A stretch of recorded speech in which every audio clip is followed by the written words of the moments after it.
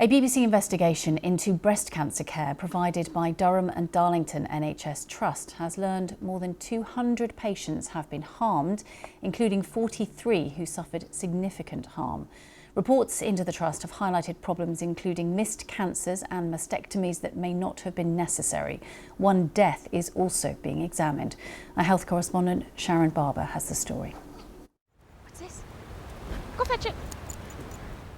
In 2023, Kate Driver found a lump in her breast. She was 29. Her GP referred her for urgent investigations to an NHS 2-week wait breast clinic. I thought I was going to die. Really like the hardest bit, I think. Kind of just being faced with your own mortality. Kate didn't know that the initial test that she had at the clinic was outdated and can cause delays in diagnosis. Her diagnosis was delayed for 2 months. Waiting so long and having to chase everything up made it 100 times worse than it needed to be. I couldn't eat, I couldn't sleep. It just made it felt like no one really cared. She moved her care to another trust and says she had a lucky escape. Kate is one of hundreds of patients who have suffered in County Durham. The medical records of nearly 1,600 patients are being examined. So far, more than 200 women have been found to have been harmed. Harms include mastectomies that may not have been needed, cancers that were missed, and delays in diagnosis.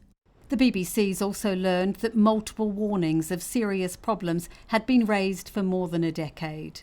Steve Russell started as the new chief executive at the Trust in September. Had action been taken more swiftly, women may not have come to the same degree of harm as they have done. It is not good enough that we were too slow to act on the information that was there. I can only imagine the distress, the anger, the loss of trust that women will feel in the NHS and in our organisation. And I'm determined to make changes so that that doesn't happen again. The Trust has apologised to Kate for failures in her care. Sharon Barber, BBC News. Sharon joins me now from Durham. Hello to you, Sharon. This must be a huge shock for the patients of the Trust, not least because of the numbers involved, which are extraordinary. Yes, Sarah, and I think this is only the beginning. So of those near 1,600 patient cases that are being investigated, that only goes back to 2023. Our investigation has found that problems, really significant problems for women at this trust go back as early as 2012. And since then, there have been multiple reports and reviews and warnings to the trust. It's come under increasing scrutiny about the standard of the breast cancer care and treatment it's been offering patients. Problems like high mastectomy rates and low rates of rebuilding the breast, reconstruction, all sorts of problems, missing cancers. So in 2019, a report was sent to the Trust warning of problems.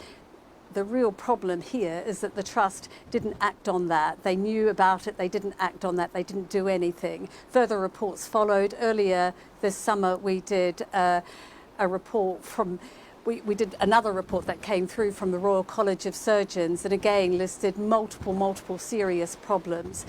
Before that, there was the Northern Cancer Alliance report into the Trust, but none of this had been acted on. And as we heard there from Steve Russell, the chief executive, he apologises and said had they taken action that the women wouldn't have come to the same levels of harm as they have.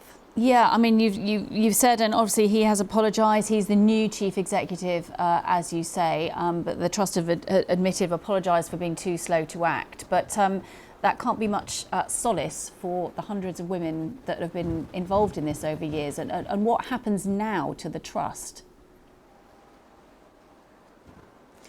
Well, the Trust has effectively been taken over. A number of senior managers have been moved on, or clinical leaders have been changed. The whole way that the breast cancer care was being operated has changed dramatically. So what we've also discovered is that the clinical lead, the lead breast surgeon from the Trust at the time, was also contracted out to run private clinics on behalf of the Trust. These were out-of-hours clinics that ran till very late at night, sometimes 11:30 p.m. appointments. And what was really interesting and unusual about this Trust was that that surgeon was being paid per patient or per appointment. And through freedom of information requests, we've found out that companies that he was involved with, the clinics that he ran, were paid nearly £6 million in the last 6 years alone. So there are allegations, and the Trust has accepted conflicts of interest elements here.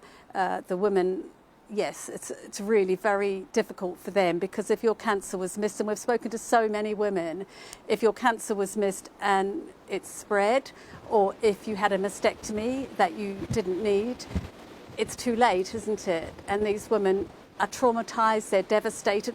Another really important piece of this story is the lack of compassion and care that they felt. So many women we have spoken to are so traumatised, not only to learn that they perhaps didn't need the surgery that they had, or perhaps their cancer was missed, but it was the attitude shown to them by some staff that left them feeling really devastated and, angry. Sharon Barber in Durham, thank you.